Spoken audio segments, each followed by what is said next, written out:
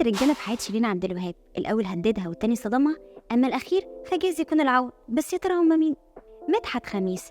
أول جوازة في حياة المطربة شيرين عبد الوهاب كانت من الموزع الموسيقي مدحت خميس، وأعلنت شيرين عنها من خلال لقاء تلفزيوني مع الإعلام اللبناني نيشان، وقالت إن جوازها الأول من الموزع الموسيقي مدحت خميس كان محكوم عليه بالفشل من اللحظة الأولى، لأنها وافقت على الجوازة في بداية حياتها عشان تتخلص على الذنب ده على حد قولها، لأنه كان دايما بيهددها بالانتحار عن طريق وضع ايده في الازاز، وكانت مامته بتتصل بشيرين دايما عشان تيجي وتنقذه من كل ده وهي في سن صغير على تجربه زي دي. عشان كده قالت انها ندمت على جوازتها دي. مدير اعمالها عصام بعد انفصالها عن جوزها من مدحت خميس ارتبطت شيرين عبد الوهاب عاطفيا بمدير اعمالها واللي كان اسمه عصام، لكنها انفصلت عنه سنه 2004 واعلنت في احدى حفلاته انه هددها عاطفيا.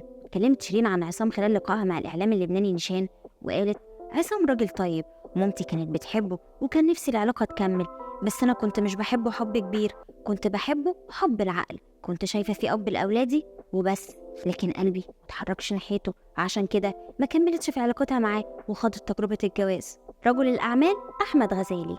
بعد الهدنة العاطفية اللي أعلنت عنها شيرين، أعلنت في سنة 2006 عن خطوبتها من رجل الأعمال أحمد الغزالي، ولكن بعد أشهر قرروا ينفصلوا وما يكملوش قبل إتمام الجوازة، وده بسبب عدم التفاهم بينهم عشان شيرين ترجع وتنجرح من تاني.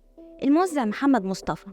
اتجوزت شيرين من الموزع الموسيقي محمد مصطفى سنة 2007، وهي اللي طلبت الجواز منه كمان. الجوازة دي هي جوازتها التانية، وفيها خلفت بناتها هنا ومريم. وفي سنة 2012 انفصل شيرين ومحمد، واتقال إن السبب في ده هو خيانته ليها، لكن شيرين نفت ده في أكتر من لقاء تلفزيوني وقالت إن القسمة والنصيب هي السبب ورا الانفصال.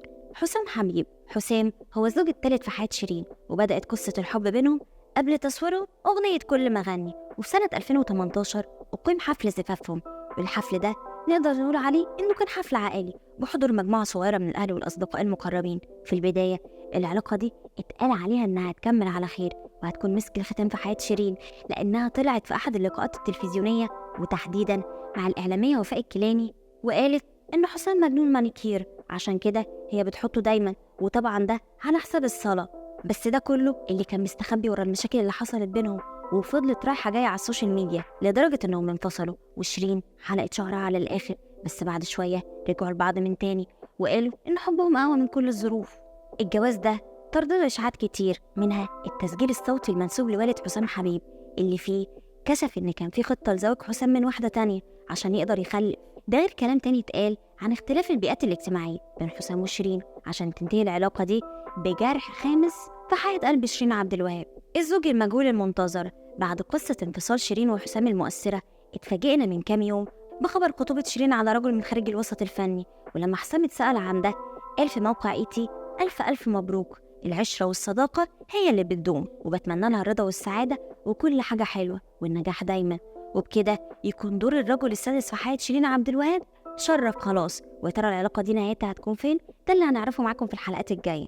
وبعد ما حكيت لكم عن أبرز أزواج المطربة شيرين عبد الوهاب، رأيكم إيه هي أكتر جوازة شيرين ظلمت نفسها بيها؟ كنت معاكم أروى سامح في فانس كلاب. ما تنسوش تعملوا لايك وشير وفولو سبسكرايب وتكتبوا رأيكم في كومنتس تحت.